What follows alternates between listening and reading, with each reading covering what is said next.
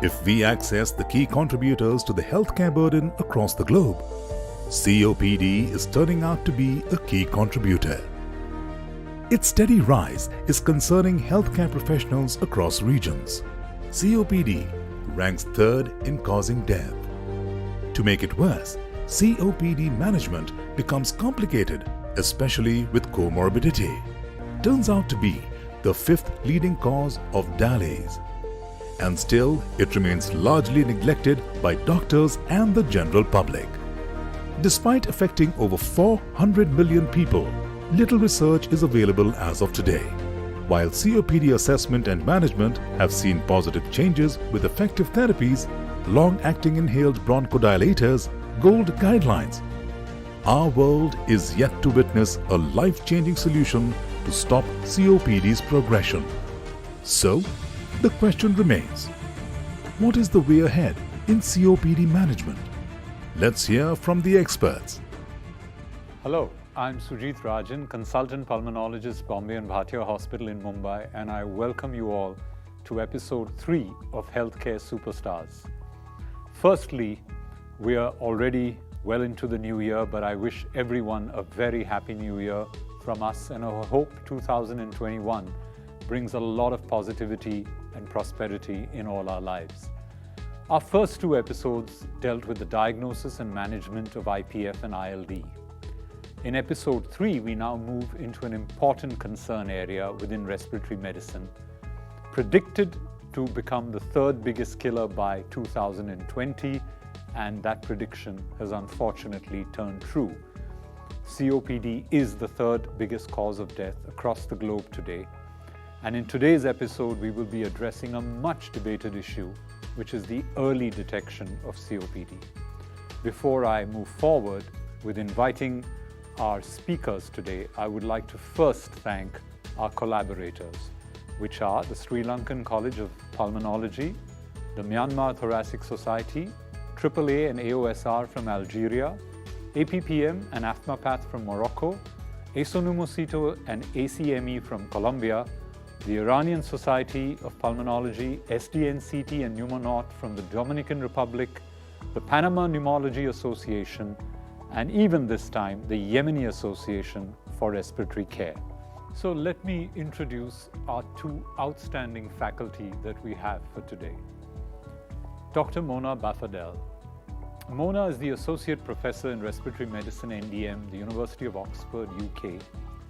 And Mona was the first to discover the utility of the peripheral blood eosinophil count in patients with COPD, which has directly influenced international guideline change. She was also the first to coin COPD crisis as a term for exacerbations which will change practice in years to come. She has 8 national and international awards in the field of medicine, and she is only the 4th woman since 1639 to have received the Goldstonian prestigious award for research in the clinical sciences. She is the lead investigator in 20 clinical trials in COPD and has been a speaker on COPD at various international platforms. Mona has also published 68 original research articles. Moving over to our second faculty, Dr. Richard E.K. Russell. Richard is a consultant respiratory physician and a senior clinical researcher, respiratory medicine NDM, University of Oxford, and respiratory lead, NHS England South East. He is also the honorary senior lecturer at Imperial College London and a scientific committee member of the British Thoracic Society. He is also the founding editor of the International Journal of COPD and currently on research to investigate the role of the blood eosinophils in acute exacerbations of COPD. Richard also is a co-patent holder on the device for the remote collection of exhaled gases, including NO, and is an investigator in 16 clinical trials on COPD and has published 35 peer-reviewed papers. It is fortunate that we have 2 such outstanding faculty for our session today. So welcome both of y'all, and thank you so much for your time in this session today. Over to you, Mona, to set the ball rolling with your case, and let's start. Thank you very much. So if I will lead on to just the case today. So this is CP. He's a 70-year-old male. And he was referred by his general practitioner to the COPD specialist centre that we have here in Oxford with the following referral letter. Dear COPD clinic specialist, please can you see this delightful, usually sprightly man who has been suffering with worsening breathlessness over the last 6 months. He is an ex-smoker, having stopped smoking following a diagnosis of angina a few years ago. We are unable to do spirometry in the clinic and wonder whether his symptoms are because of COPD. He has been tried on salbutamol to no effect. So this is a very common referral to our COPD clinic practice, and we can certainly discuss some of the pertinent points of the referral later on. In our seeing this patient from a clinic point of view, his presenting and history of presenting complaint are as follows. So Mr. CP is an ex-smoker. He started smoking at the age of 16 and stopped 50 years later at the age of 66. He smoked on average 15 cigarettes per day, and he's been a clerical worker for most of his working life.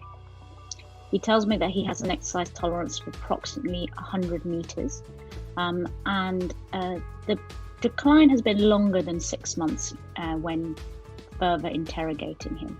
He tells me that he's been slowing down for a few years, and he attributed his slowing down just to getting older. He reports little sputum production, and he tells me that his symptoms of breathlessness particularly are worse in the morning and on exertion, such as walking over 100 meters or a flight of stairs. He denies any history of chest pain, and when asked if he's had any exacerbations, he looks perplexed by the question, but does then, on further inquiry, says that he has bronchitic episodes every year, particularly during the winter, for the last 4 years. He was diagnosed with angina at the age of 64, as I said, having gone to see his GP and then being referred to the cardiologist. There's nil else on his past medical history, and he currently is prescribed aspirin, simvastatin, bisoprolol and salbutamol as and when required by his GP. He does not report he's found much benefit with the salbutamol inhaler since going to see his GP with his symptoms of breathlessness. So these were the investigations, and I've just briefly added them here. As you can see on the left-hand slide is a CT image of a slice from his CT, which I think we would all agree conclusively shows emphysema, which appears to be moderate to severe in aspect on that one slice. His lung function test demonstrated an FEV1 of 1.5 litres, which was 49% predicted for his height and age, with an FVC of 3 litres, giving him an FEV1 FVC ratio of 50%, implying that he is indeed obstructive. He has significant gas trapping with a residual volume of 200%, and his DLCO is reduced to 44%. We did perform bronchodilator reversibility, but there was no indication of bronchodilator reversibility in his testing. Blood tests as a screen included an alpha-1 antitrypsin, which was normal. His hemoglobin was also normal. Eosinophils were on the higher side at 430 cells per microliter, and his vitamin D, not surprisingly, was low in that aspect. So thanks, Mona. If we can just hold here for a moment, your first slide said that this patient was unable to do a spirometry test on the referral note. So I just want to know what that's all about, because spirometry is such a basic test in COPD, and we know there is underuse of spirometry, and unlike an ECG or an ultrasound, which gets so easily done, the spirometry is a challenge. And is it, you think, because of lack of technician training, or is it that doctors just don't refer for it when they find the patient can't do it very easily? Yeah, so I think it's a really important question, and I think it's a multitude of problems that make up the overall effect of a lack of spirometry being done in primary care, particularly in this country or even globally. So I completely agree that firstly, that the staff are not trained appropriately to do the test, nor to be able to interpret the test. So that's the big challenge that we have in this country. Secondly, I think perhaps in respiratory medicine, we've perhaps disempowered ourselves to saying to primary care physicians that actually this is as important as an ECG, or as important as a chest x-ray, or as important as an echocardiogram. And we haven't made that impasse yet. And so therefore the importance of it, even as a screening, is perhaps far less observed. Finally, it is not surprising that some practices around my local area here in Oxfordshire just don't have access. They have not bought their own spirometer for the clinic nurse to do it in their clinical practice. It is just not done. So referrals like this are actually not that uncommon. For us, it's disappointing because, like you have just said, we would want. And you also mentioned, Mona, that the note to you said that he tried salbutamol with no effect. And that also seems to be a little surprising in the sense that he's pretty far out with COPD now, and yet gets no relief with salbutamol. What was your thought on that? Yeah, so I guess it's surprising to us as specialists, perhaps, but that is indeed what is suggested from guidance, from national guidance, and from global recommendations, that people are started on bronchodilators first. And indeed, it's not specified as to which bronchodilator should be started first. And we would all recognize that something like COPD, particularly to this effect, to this severity, it is never going to really have any impact with a short-acting bronchodilator. So we would know it would be the wrong thing, but it is very much a standard approach in the clinical treatment pathway in the community. Sure. So basically what you're implying, Mona, is that even when the disease is so far advanced, this is probably the maximum the patient lands up getting prescribed before he reaches a tertiary clinic. This is before they get that diagnosis, yes. Sure. And I'll go back to that note because I know I'm constantly coming back to it. It's an interesting note. The diagnosis of angina was made 4 years ago. And I somehow see this as the heart always getting priority over the lung. And we've seen this happening, that patients perceive their cardiac condition as a much bigger priority than their pulmonary condition. And do you see this sort of tendency across the UK as well, where cardiology units far more aggressive than respiratory units? Or have you seen respiratory units which can be more aggressive than a cardiac unit? And I'd love to hear your thought on that. Sadly not is ultimately what I'm going to say, and that's a personal opinion as well. But you are absolutely right. The heart units seem to be more important than the lung units, and that's a good way of describing it. And I just wonder whether it's because the heart cardiologists and the heart units get a lot more funding. They get a lot more kind of empowerment. There's a lot more patient and clinician advocacy, as well as there's a lot more knowledge as to what to do in terms of treatment. So, we all know that time is muscle, for example, for acute myocardial infarcts. We've had several definitions of an acute myocardial infarct. Everything is improved upon iteratively. Unfortunately, with COPD, we are very limited by the blunt tools that we have for diagnosis, and I think for treatment too. So we've got a long way to catch up before the world accepts that the lung units are more important than the heart units. Yes. Richard, you want to add to that? You've devoted a significant part of your life to COPD and the journal. Yeah, I think Mona is absolutely correct about that. And Mona and I often speak about how cardiologists have a different attitude. Respiratory physicians often like to think and cogitate and be cautious and careful, even when we have medications which are not only effective but also are extremely safe. whereas cardiologists are often a lot more aggressive and will be prepared to take risk. It seems to take risk. And then the other thing I would certainly say attitude-wise is that a cardiologist will never, ever wait until the second heart attack to optimize their therapy. And I'm going to talk a little bit about therapy.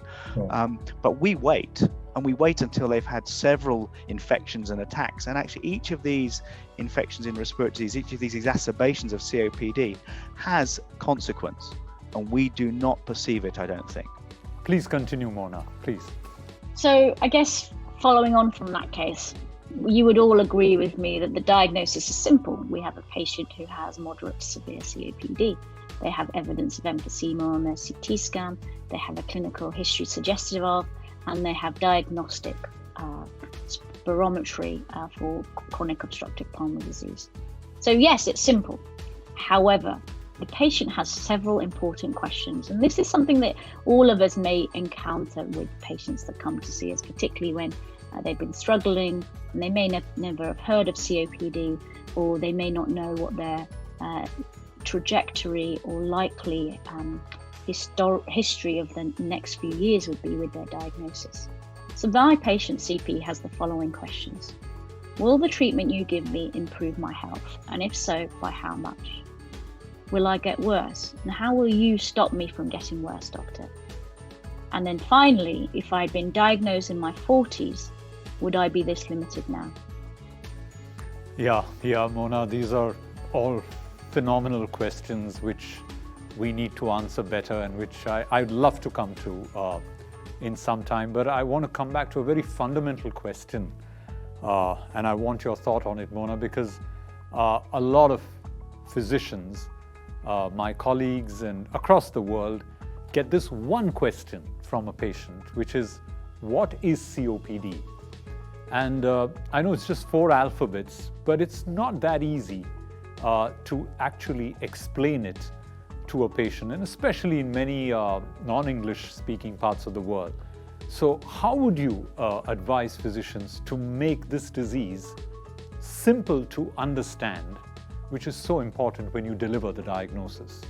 Yeah, to a patient, I say that chronic obstructive pulmonary disease is a condition, unfortunately, that is likely as a consequence of the previous exposure he or she have had. And in his case, I would say it's smoking exposure. I would also say that the problem, unfortunately, is irreversible at the moment. But treatments would aim to try and prevent or slow down the speed at which someone declines, such that I'm trying to normalize the speed of deterioration to just normal aging processes. And then I would lead on to say how the treatments would work, which would be about opening up the air tubes as much as possible, improving exercise and muscle as much as possible, in addition to then managing these acute crises episodes that they have and trying to prevent them as much as possible. Yes. But I just tend to feel that this patient often gets challenged in understanding this. And, because they've often been prescribed at least maybe one inhaler, they confuse it with asthma, and they don't get the relief that an asthma patient gets with inhaled steroid. So is there a way to communicate this better to patients so that they understand the difference between COPD and asthma? Yeah, the communication is really important, but I guess what we would be saying is the irreversibility aspect of it, where, we expect, it's ultimately it's expectation that the patient has and the expectation that the clinician has at the same time. I don't expect my patients to have no symptoms with 1, 2, or even 3 inhalers. I would try and maximize everything as much as possible, with the ultimate aim of then saying that the objective is not only for us to get the COPD managed by treating it, but also for the patient to be in control of the COPD, as opposed to the COPD being in control of the patient. So it's really about all of the other aspects of seeing and playing with the grandchildren, going out to the garden. All of these aspects I think are really important, and it's about understanding the expectations that a patient has. That is so true. And I think we sometimes fail to understand what the patient's expectations are in a busy clinical practice. We also sometimes need to understand that what we want for the patient is different from what they want from us. Absolutely. I hope Richard can answer the questions with his talk. Okay, great. So these are all, Mona, great questions. Big challenges, I can tell you, even in tertiary care, and I'm sure we will cover this towards the end. But I would like to now invite Richard to give his talk on the early diagnosis of COPD, what future directions we can take, and then we'll have some good interaction after that. Over to you, Richard. Thank you, Dr. Rajan, and thank you for Mona for beautifully unpacking the impact of this disease on an individual and how many of our patients present late. As Mona has already said, COPD is caused by exposure to things that harm the lungs, whether that's high biomass fuels in some country or particularly tobacco smoke. And I do everything I can to stop people smoking and hinder tobacco companies, and I hope you'll join in that campaign.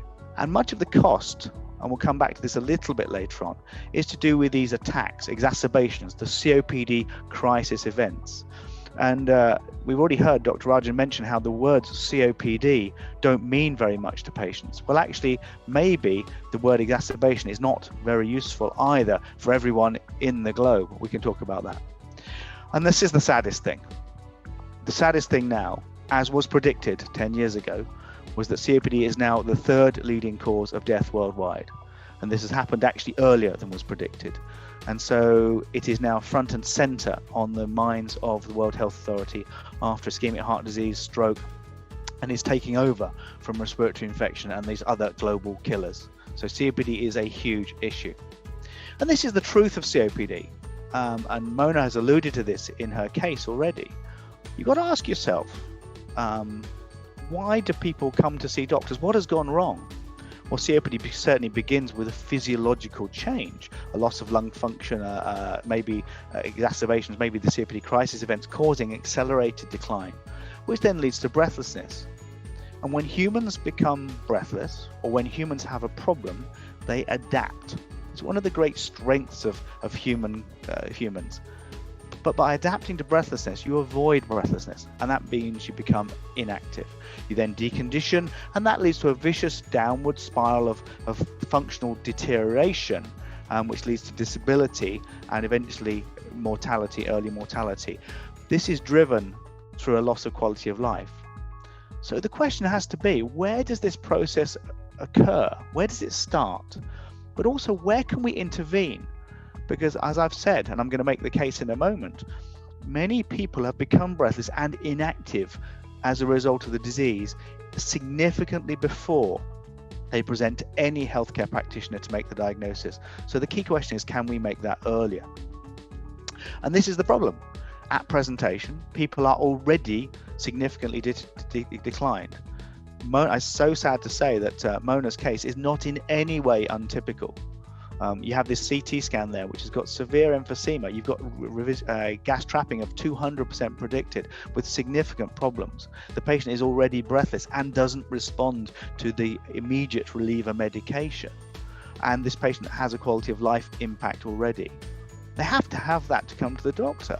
And I'm arguing very clearly that actually, because they present too late, we can't give them the right treatments. It's not just about drugs, and I'll unpack that for you in a moment. And therefore we lose those benefits and we lose the patient. And as Dr. Rajan said, we often risk then permanently losing the patient because of a lack of faith maybe in us or understanding of what we're trying to do. And if you look in general at numbers, this is a study done by Professor Price and that we published in the International Journal of COPD of over 25,000 patients. And you can see here, if we classified by the gold lung function status of these patients, gold 1 being mild through to gold 4 being very severe, you can see only 20% approximately were in gold 1. The vast majority are in moderate to severe disease categories. And I would go back to the discussion we've just had about cardiologists. Would a cardiologist be happy if a patient had lost 50% of their heart function? The answer absolutely is no. So we in respiratory disease have to, I think, challenge that absolutely as well. So we've got to diagnose these people earlier and sooner. The pathway to diagnosis is complex. This is a graphic taken from the NICE guidance. This is our National Institute of Clinical Excellence guidance that we use as our standards in the United Kingdom. And we're challenging people now, and this is important, to look for symptoms over the age of 35. We're rejecting the idea that COPD is a disease of elderly people, because actually it is a disease clearly occurring younger. So if you ask people at a younger age, are you breathless? Have you got a chronic cough? Do you bring up sputum? Then maybe they'll say yes. And if they're a smoker, then they've got a risk factor there for the development of COPD. And then these issues of frequent winter bronchitis mustn't be ignored. Frequent respiratory, what we consider minor illness, because these are often the flags that then raise the possibility of the diagnosis of COPD. And then obviously what things we have to look for is the risk factors, the occupation, exposure to fumes and biomass fuel, as well as obviously smoking. And test patients at the beginning to see how they are. The diagnosis is clearly based upon spirometry. And how do we classify COPD, or how do we make sure it's COPD? Mona's already mentioned that this disease unfortunately is irreversible. And when you talk about the difference between asthma and COPD causes breathlessness, which is generally progressive over time. And one of the key things I always ask my patients is, interestingly, when were you last well? When were you last not breathless? And they'll often think, pause, and say, maybe that was some years ago. Then I've really challenged them. Then I've asked them, when did it start? I'll talk about chronic cough that may be unproductive, but it be intermittent and it may be associated with wheeze. We'll talk about sputum because that is typical of the bronchitis side of COPD. And then obviously, as I've already mentioned, we'll talk about lower respiratory tract infections. Have these been occurring? Have these been missed? And importantly, perhaps, where were they managed?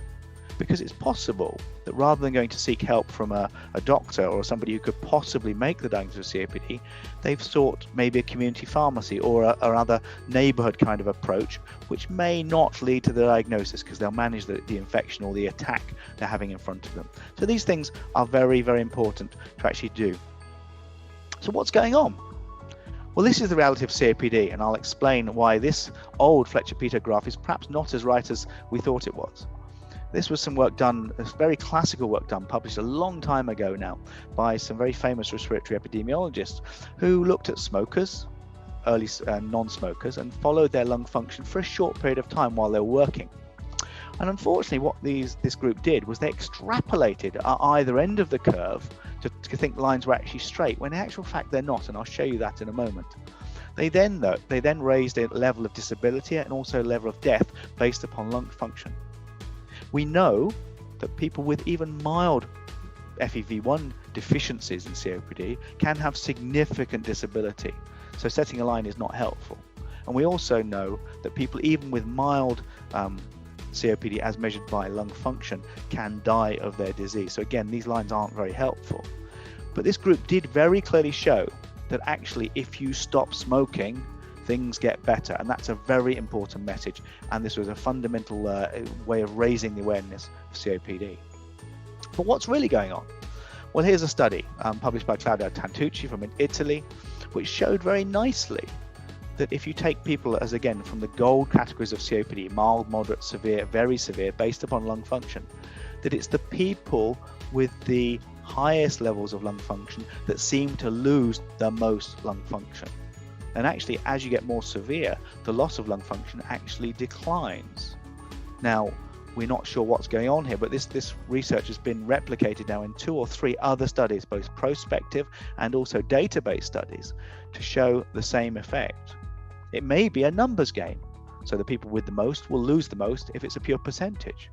But actually, it seems to us really there's a particularly difference in biology that could be occurring, and I'll explain that a little further in my talk.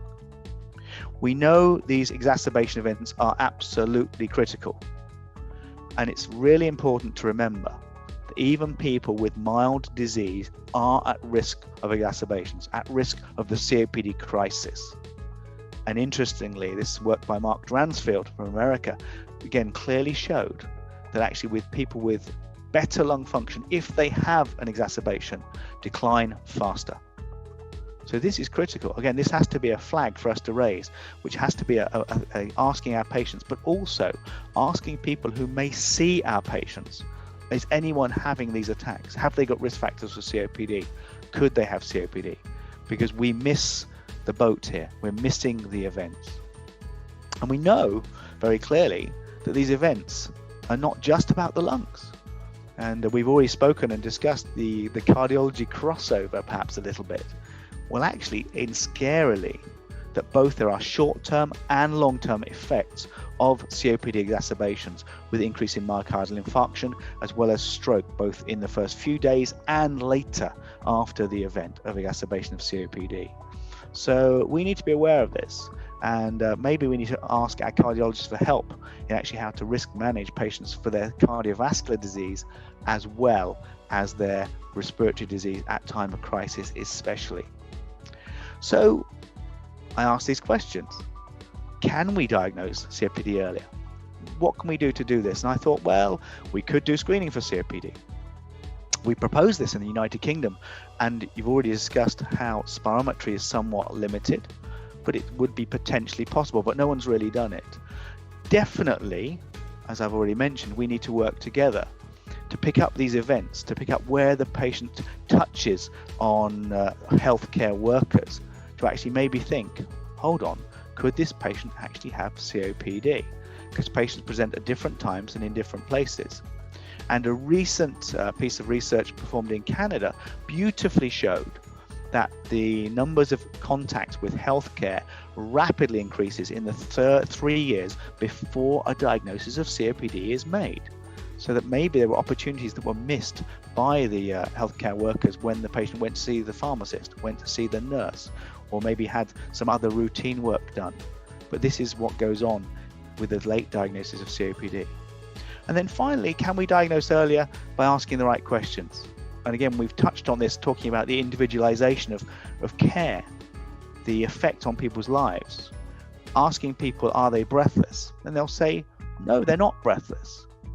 Why are they not breathless? Because they're not doing any activity. They're avoiding the activity. They've adjusted their lives. So actually, if we ask the right questions, are you more breathless than your peers? Can you do the same things as you were doing a year ago or 2 years ago? Can you play with your grandchildren and do the things you want to do? And if they say no, then you ask them, why is that?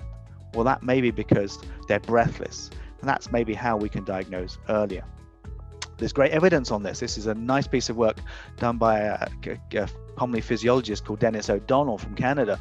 And Dennis beautifully showed that even in mild disease, the impact of exercise on breathlessness is dramatic. Is this captured by spirometry? Absolutely not. So maybe again, we need to do some other tests which are perhaps more physiologically impactful than spirometry alone. Does it make a difference? Because we have to know that if we do screen or we do ask the right questions, then actually we can make a difference. And I'm going to show you we can. One of the key things I have in my mind is activity. So can we impact with activity? Well, yes. This is a very nice piece of work from the Copenhagen city study, which looked at patients over time, looking at their survival from COPD and also their mortality rates, all cause, depending on how they exercise, whether they exercise a lot or in a very little amount. And there is a clear graduation of effect if you exercise more in COPD. Impacting to increase exercise is therefore so important, and getting people back to where they were maybe a year, 2 years or 3 years prior to their point of diagnosis. We also know that exercise impacts on rate of change of lung function, again from the same data set, clearly showing that people who exercise more lose less lung, in fact no lung, compared with those people who exercise less. And indeed, to a degree, the effect of smoking is controlled by exercise itself. So this is such an important thing for our patients to be doing. As you can see here, this is all subjects with a difference in low exercise losing lung function 17.9 mils, high people not losing lung function, and even similar events if you're a smoker or not. So how do we manage COPD? What are these early things? I will talk about medication in a minute, but actually education, self-management, understanding of the disease is so important. Nutrition, very simply, if someone is got a low body mass index, you need to increase their body mass index. If they've got a high body mass index, you need to lower it to a degree. Smoking cessation is one of those things which is fundamental to what we can do to lower the mortality, the impacts, to improve the quality of life in people with COPD. And actually, the sad thing is the majority of our patients, by the time they have severe disease, have stopped smoking. So we've missed opportunities earlier to do this. And exercise training is fundamentally important with massive benefits from pulmonary rehabilitation. Mona mentioned how she would treat her patients. She mentioned the impacts of the disease on her patients and what you need to focus on. Patients want to feel better. Patients want to have fewer symptoms, less breathlessness. They want to be able to improve their exercise tolerance. I think we need to challenge them about that and improve their health status. But interestingly, those that have had exacerbations also do not want to have frequent exacerbations. And so we have these two goals. One is to reduce the symptoms and the other one is to reduce the risk. And I think activity is the key, because if we do give people the appropriate medication, they do increase their activity and reduce the risk of exacerbations.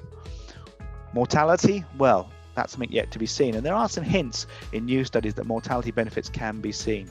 And indeed, hints to prevent this disease progression that actually these benefits can be seen if we treat early enough. Obviously, we need to review, assess, and adjust therapies at all events, at all contexts. Mona's also mentioned what GOLD, the Global Initiative for Obstructive Lung Disease, the global strategy for obstructive lung disease tells us about treatment, how non-specific it is. And I agree with Mona. I have never cured a patient of COPD. I've never made somebody go completely asymptomatic. Or if they do think they're asymptomatic, then perhaps they're not exercising enough. But the GOLD has helped us in that it has allowed us to categorize patients by symptom severity, low symptoms and higher symptoms, and also risk of exacerbation, and has suggested new treatments for us. But again, as was illustrated in this case, short-acting therapy is just that, short-acting. It is not fundamentally going to change anything in the disease, whereas we need effective long-acting bronchodilators to open up the lungs, to improve exercise capacity, to reduce to improve quality of life, as well as medications when used together in the right patients, and that's an important point, to actually reduce the risk of exacerbation and hospitalization, which leads to mortality. But also, let's not forget, it leads to progression of lung disease. And what's so sad is that actually the treatments we use, the paradigms we use, are really a paradigm of progressive failure. And I'm going to use that and let you think about that for a moment. Would a cardiologist accept waiting for a second, a third, a fourth event to occur? Each one of those events could kill the patient. Each one of those events takes away lung function. And each one of those events then occurs more frequently and with closer frequency to actually occur more quickly. Would the cardiologist do that? Well, that's what we seem to do. And maybe we're not doing it absolutely correctly. And that's something perhaps we can discuss. And then finally, I've got this rather complicated slide here to show you. This was borrowed from Professor Gary Anderson. I'm using it with his permission today. Professor Anderson is a professor of respiratory biology from Melbourne in Australia. And he gave a fantastic talk at an international conference a couple of years ago that really unpacked the idea that what we're seeing in clinical presentation is actually too late in the biological and scientific progress that occurred with the disease. So if you think about this being a clock with time going by, If you start at the top and move clockwise round, we can see that the impacts of cigarette smoking are to reduce antioxidants in our bodies, to increase oxidant assaults on our bodies, to change the impact, to change the ability of our white cells to respond to those attacks, which leads to epigenetic imprinting, which leads to changes in protein production, which then leads through to other changes in actually the fundamentals of the metabolism of our cellular cells. This could lead to colonization, for example, with bacteria, and we certainly see a different microbiological environment in people's lungs with COPD than we see in normal people.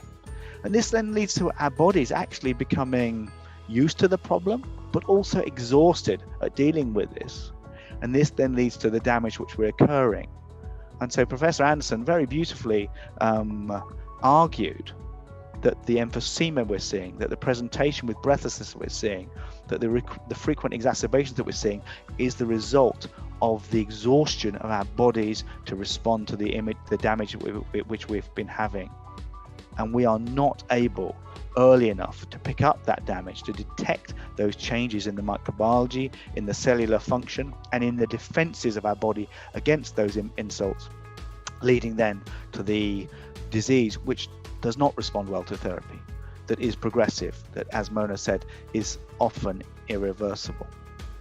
So my summary: COPD often presents late, and it often is too late. And that's a scientific argument, and certainly an argument clinically. We need to look for COPD early, and I think we need to look for it, to prevent this disease progression, to improve this exercise capacity and quality of life, and get the patient on the right medication for them to optimize benefit and to stop this risk, this second event, third events, because again, other people would not accept that in their specialities. We also, though, need to find people early as possible to allow us to understand scientifically the processes underlying COPD. And I would argue that over the years, over the last 20 or 30 years, we have investigated those with severe disease. And I think it's arguable to say, do you know what? Those are the wrong people to be investigating, because they have effectively a burnt out defense, a burnt out lung, with just damage accruing and accruing and accruing without any fight left in them. So I think we can be positive. I think we need to find these people with COPD and we can impact on them. And the other message I would want to give you is we need to ask the right questions of our patients with COPD, because at the moment we don't always do that. And asking them when they were last well and when they were last less breathless or not breathless could be the key question. So thank you for listening to that. Thank you, Richard. Fascinating talk and fascinating case, Mona. But I'd like to come to one point you mentioned, Richard, at the beginning about patients with milder and moderate COPD dropping much more than those with severe COPD. And you mentioned you thought there were some reasons for this. Is it just because they have a larger volume to drop from, or any other particular reasons you see this happening? Well, I would also love to hear Mona's thoughts on this. This is one of the key questions we've identified now. This occurs. I don't think no one disputes that actually this does occur, and there clearly is an element of a numbers game here. So if you have 5 liters of lung function and you lose 10%, or if you have 1 liter of lung function you lose 10%, the numbers are going to be very different in those two people. But it's not as simple as that. Absolutely not as simple as that. We do need to remember that people with milder disease still have exacerbation events, and maybe those less symptomatic exacerbation events, or those events that don't present to hospital, are very impactful in early disease. So the winter bronchitis, as you mentioned there, Dr. Rajan, could be very impactful. And then thirdly, there certainly are suspicions, and we need to research this, that there may be something biologically different. And that would be the argument that Professor Anderson and others make, that actually maybe the active process is occurring earlier in the disease, and there is something biologically distinct about that earlier phase of disease, and that would be entirely reasonable, and there is some evidence of response that's going on there. So that would be my thoughts. We have no answers for that yet, and I suspect it's probably going to be a combination of all three of those things. Okay, and so Mona, do you think this will work with primary care and GPs to give this message to them that the earlier they catch these patients, the more these patients will be grateful to them for that diagnosis. Oh, I think that will work. I mean, I think that would be a good point, as an incentive. The quicker you diagnose and treat, the less likely you're going to have a big burden of healthcare use on your patient, who ultimately, like the case that we presented, is almost a little disappointed. They are disappointed in the healthcare practices that have led to, and that's why the third question was asked. Well, if you diagnosed me 20 years ago, would I be better now? And we can't answer that, but the patients have a point, right? They if we had the better tools to diagnose, whether that's a symptom tool, a radiology tool, a physiology tool, or a mixture of all tools that we have, then that might be a better situation for that patient. And I think that's what we have to look for the future, really. Because I think by the time you have destruction and evidence of airflow obstruction, you've already lost a lot of units. Sure, and I do remember when Brian Harrison from the UK visited India and was on a teaching round with us, and he kept emphasizing the importance of smoking cessation, and we as young residents kept asking about which pharmacotherapy was the best. Was it a LABA? Was it a LAMA? And he just said, keep telling your patient to quit smoking, otherwise the patient shouldn't be coming. And I can understand that, if you don't quit smoking, you're not going to get as better as you should. But what do you feel, Mona? Pharmacotherapy wouldn't work at all if the patient didn't quit smoking. What's your thought there? So pharmacology is probably less successful for sure. But, in a lot of low or to middle income countries as well, it's not just smoking. It's the biomass effects. It's the pollution effect. So I think sometimes it is important for sure. And I think all patients know they should stop. Right. But the hypertensive who doesn't do much exercise, right. I don't think we tell them to go and do lots of exercise all the time, right? Sure. We don't prohibit treatment until they do exercise. Mona, Richard had brought up the Borg scale in his talk, and I know that many primary care physicians don't use it, but do you think using that scale in a primary care setting would help GPs recognize that patients are getting a little more dyspneic and probably lower the threshold for referral to spirometry? I think it might not really matter what tool is used, but a tool is consistently used, such that the practitioner is familiar with it, the patient is understanding of it, and then you have a individual patient per patient assessment. Sure. So in my clinical practice, I don't use the Borg on each visit, although admittedly in secondary care we don't see them that frequently. Right. But nonetheless, if there was a tool that I was happy with, familiar with, understood, and can interpret, then that's what I would recommend doing. Because it's just a measurement. I guess what we're trying to say, and what Richard was trying to say, is it's a measurement of assessing symptoms of breathlessness. Yeah. Let's use something effectively, and I think that's the most important thing. Is about using something as opposed to using one thing. And patients love feedback. Right. So nitric oxide, pheno in asthma can be revolutionary for some patients, right, because they love the feedback. And you know what? My patients who've got high CAT scores love it when they've had good bronchodilators and their CAT scores drop. They love that feedback because they know and they see they're actually getting better. And then my last little point on this would be about assessment. Mona's mentioned, how can we diagnose better? Well, she mentioned radiology. Yes, that's going to help. Absolutely. So it's going to be a combined of physiology, radiology, but also, I think, breathlessness impact. So are there very simple, very quick breathlessness tests that we can do in whether it's a shuttle walk test or a 6-minute walk test or something even easier that can actually say, do you know what? For your age, you're more breathless than you should be. And if we had something like that, that would be wonderful, but we haven't got that yet.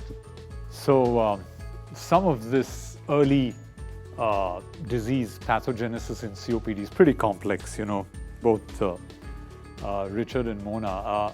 What made you all get into this disease? I mean, asthma is so simple and rewarding to treat early on. This isn't. So what drove you to COPD, if I may ask? I know it's a question that I'm sure you all will have some thought. Yeah, it's a very interesting question. I really like COPD because the patient population are seeking for help, and there are some aspects of help that we can try and manage. Yeah. There are some aspects of help that we can help. And as a chronic illness, it is a chronic illness, but there are so many aspects of COPD that are still not studied enough, evaluated enough, researched enough, that I think my true aspiration is the next 10, 15 years, we will put COPD as effectively managed as something like an acute MI. I do think that we can strive to be as good as the cardiologist for COPD practice. And that's an aspiration. Richard, what drove you to this disease? Well, I think it is a really good question, and it's really interesting to see the smile on Mona's face when she answered that question, because all COPD doctors I've met who really have a passion for COPD have a passion for our patients. And I can't tell you, I don't know what it is, but I have an affinity for these people, and it's exactly what Mona said. It's about that they want help, they deserve help, and they're not getting help.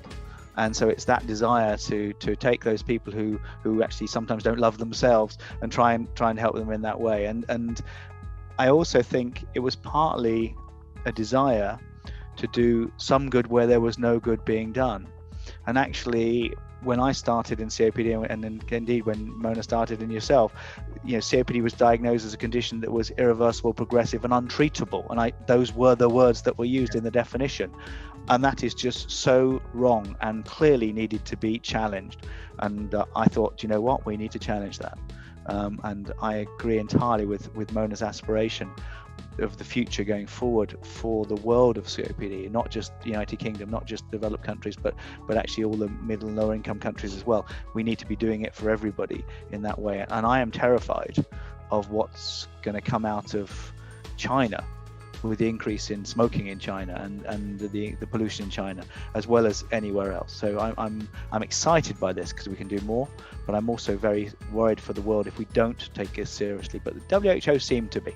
So Richard, you showed in one of your slides that step-ladder-like descent of the COPD patient following an exacerbation. So the question I'm trying to drive at is, if even a mild COPD patient had an exacerbation, would you think of really changing treatment, like putting on an inhaled steroid? I know Mona showed in her case that the eosinophil count was high and that was severe COPD, but a milder patient, for instance, with an exacerbation, first time, what's your thought? Would it change your approach? Do you know, I may answer that in two ways. I'm going to answer that the first way is saying, do you know what would a cardiologist do? Someone's had a heart attack. Would they give them aspirin, clopidogrel, spironolactone, beta blockers, ACE inhibitors, calcium channel blockers? Yes, they would. Yes. Would they wait for the second event? No, they would not. No. So why would I not treat something? And Professor Bafadel Mona did all of the work to define the eosinophil as the critical marker of response to steroids in COPD. We have a trait there which we can treat. We have a problem which we can treat. The patient has had the event. Yes. So why wouldn't I do it? So it's a risk. You have to risk benefit. We risk benefit all of the time in medicine. We have no problem with that. So we just need to make people aware of the risk. You have more events, you're going to die. Sure. Of the benefit of medication in that way. So would I treat those people? Yes. And I'm pleased that the UK standards, National Institute of Clinical Excellence standards, actually take that approach. They have a two-pronged approach: maximal bronchodilation, or effectively maximal bronchodilation plus inhaled steroids in those people. So would I use it in that way? Yes. But please ask Mona the same question. Sure. Mona, any particular inhaled steroid you would use in such a patient. We have ciclesonide, fluticasone, budesonide, all of them available. You have all the good ones, really. Ultimately, it's really about how your patient can take their inhaled medicine. Yes. So there's no point in giving a really good medicine if the patient can't actually use it, right? So Yes.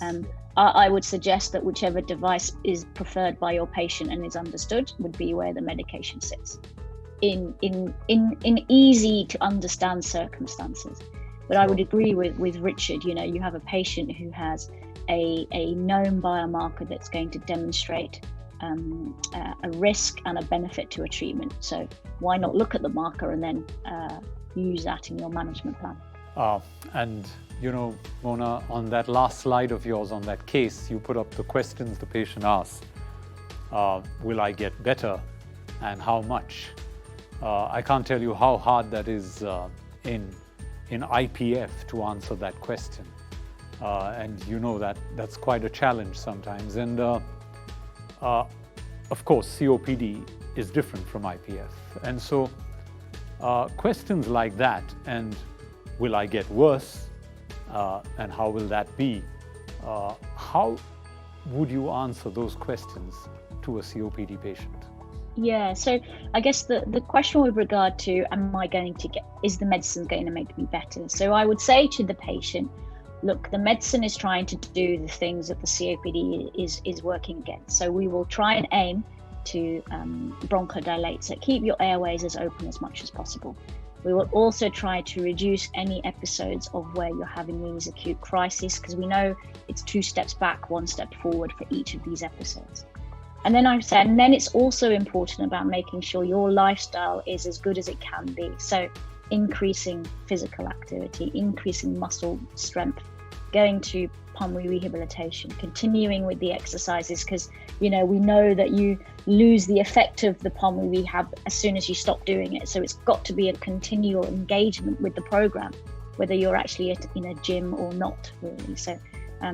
So all of that is to improve. And I always say that it's to try and so that the patient controls the COPD. I never really give an estimate by how much it's going to improve by, because I don't know. I don't know. So again, it's about being honest on the expectations that you have and with your patient. And then the last question, the other question is, am I going to get worse?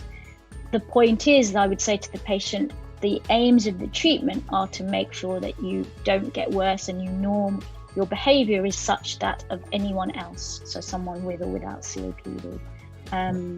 So that's what we see. Of course, in a different patient, different lung function parameters, different disease severity, it's a different answer. But in this particular case, we would say the aim is to try and make sure that you don't get worse. Okay, so that's a wonderful way, I think, to put it across to the patient, and I'm sure physicians will take a cue from that in how to communicate better on those answers. And so now we have some questions coming in from countries across that are viewing, and our first question is from Lebanon, and that question is, I put it across to Mona. What is early COPD is the question. So it's early COPD, and again, alluding to Richard's slides and discussions, is not well defined yet. But I would take it as COPD before we get lots of damage or irreversible damage, maybe. Number 2, it might be related to biological disease activity, maybe. Right. And number 3, it might be related to the age of which someone is diagnosed. So I don't think we have a formal definition, but I think it's going to reflect on when you are diagnosing in the stage of the disease. So is it biologically early? Is it physiologically early? And is it chronologically early? Perhaps that might be a way of looking at it. Okay, that's good. And our next question is from Myanmar to Richard. May I ask you a question? My question is goal strategy can help us in the treatment of heart disease? Yeah. And so how does it will help us? Yeah, I think the gold strategy does. And as I mentioned in my talk, there are a couple of things it does quite well. First of all, it does make us ask the question of the patient, how are you? So we do have to measure symptoms. And as Mona said, measuring symptoms is really important, and to follow the symptoms, but also to measure benefit and also measure impact. So that's a useful thing. So they ask us about symptoms, and that helps us then guide therapy. And it also asks us to measure or ask about exacerbation events, about crisis events. And that's really important too, because if we don't ask, we're not going to be told the right answer, because patients do not consider necessarily winter bronchitis to be unusual. Yeah. And as I've said and we've illustrated, they are really important events. So actually, I think it's critical in that point of view. And then how does it help us with treatment? Well, again, the tip I would give everybody out there listening is you need to read the document. Don't just look at the pictures, because the pictures are simple and the pictures do not tell you the full truth of what's in the document. So, for example, the business about having a gold stage A patient who's got lower symptoms and lower risk, they need to be treated with a bronchodilator. Well, that's unhelpful, really unhelpful. But actually, when you read the document, it says, well, actually, strangely enough, long-acting treatments are better than short-acting treatments. Great. It says LAMAs are better than LABA, that 2 bronchodilators are better than 1. So it is actually helpful, and none of those are prevented by the statement in the actual graph, the figure itself. So do read what's behind the figure. So I think we need to give patients, and going back to what Mona was saying about expectation and offering people a benefit, something which is going to benefit them. And as her case beautifully illustrated, short-acting bronchodilators will not do that. So we need to give effective long-acting therapies which have benefits over time. And then for the right people, inhaled steroids, which we've already mentioned. So our next question is from a little bit eastwards from Thailand. Hello, I'm Dr. Nalumun Methatien from Thailand. I have a question. Which medication do we use to start for treatment of my COPD? And what parameter could we use to gauge or monitor the effect of treatment? Thank you. So maybe to answer the second question first, measures to assess treatment effect include physiology and include patient symptomology. Sure. It all depends on how frequent you're able to see your patient. So in our clinics, we might not be able to see them till 4-6 months later. In primary care, it might be much sooner. But in a day-to-day basis, a patient will know if they're feeling better because they're able to do more. So I think the gauge is not likely to be based on one aspect. So again, I would look at maybe a change in physiology or an improvement in someone's symptoms or ability. So that's to answer your second question. To answer the first question, really is about, well, what do you want to aim to do? So what is your treatment purpose? If your treatment purpose is to reduce hyperinflation, for example, you know that bronchodilators will do it, but there is more evidence in perhaps a LAMA being able to do it greater than a LAMA. Sure. If your aim is to impact on reducing exacerbations, well, you know a single LAMA agent can do it, but you also know a dual bronchodilator can do it. Right. If your aim is to impact on quality of life, then you know that both single LABAs and LAMAs and LABA-LAMAs can do that. So it really is about what your ultimate aim is. I personally don't think the stepwise LABA first or LAMA first and then adding on works. In that, as we've already discussed, our patients will always still have symptoms despite one bronchodilator, and we always end up going on to the second, right? Right. So it's about really understanding what your patient's problem is intimately, and then saying, well, this is the best treatment I think is going to work for these type of symptoms. And then you would work along with, well, what devices can my patient use to be able to then decide exactly what prescription you then make. And now this question comes from Malaysia. What are the important messages that we need to get to patients who may have COPD? What should we tell them as they leave the clinic? I guess we've discussed a lot of this, but any important leave behinds for the patient leaving the clinic, Richard? Yeah, I think we do need to be we need to be very clear about the smoking question. If they've been a smoker, they clearly need to be made it very clear that you're not going to judge them and you're leaving that behind. And you want, yes, absolutely, if they're still smoking, you want them to stop, but that's a discussion you're going to have ongoing, and you're going to go with them on that journey. So that's absolutely critical. Secondly, you want them to know that actually they're not alone on their journey, and actually you've identified, you've listened to them, and you'll be able to help them with medication which do make a difference over time. And you'll obviously be measuring and monitoring over time the responses to those treatments, and so actually hopefully you can take the patient forward on that journey. And then thirdly, I want to be challenging. I'm always challenging to patients in that putting it all together, this is not about doctors taking control. This is not about doctors nagging a patient and leaving it all to the patient. It's about working together. And the patient has responsibility as well as the doctor for increasing the activity, for adhering with medication, for going to pulmonary rehabilitation or other effective interventions that occur in COPD. So we do all that together, because when you do that, that's when you get the remarkable responses. And the people who've changed their lives in a positive way have been, putting it all together in a coordinated fashion, and they achieve remarkable outcomes. Sure. I think a lot about shared decision making, I think this boils down to. So thank you so much. We've come to the end of this episode, and I can't thank you, Mona and Richard, for your time and your extremely insightful responses to all the questions we've had in this session on COPD detection as early as possible. And so I appreciate the audience tuning into this session today, and I welcome you to our next session, which will be on severe COPD and what we can do to manage severe COPD and exacerbations much better. And that's a hot topic, as you know, and we will have 2 new faculty for that.